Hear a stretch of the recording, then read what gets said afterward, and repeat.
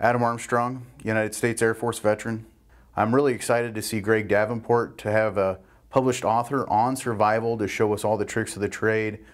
My name's Adam Dresden. I was in the Army and I was a corporal, and we had SEER school instructors there helping us with that. And I'm kind of excited to see that at the LZ at the State Fair, because then I'll get to brush up on those skills, and I think it'll be a great time. My name is Jamie Ann Gustafson, and I am an Air Force veteran. I'm super excited about the LZ, but I also get to listen about how they took their experience within the military world and applied it to their civilian world, and how they made a success out of that. My name is Bradley Bennett. I'm a Navy corpsman.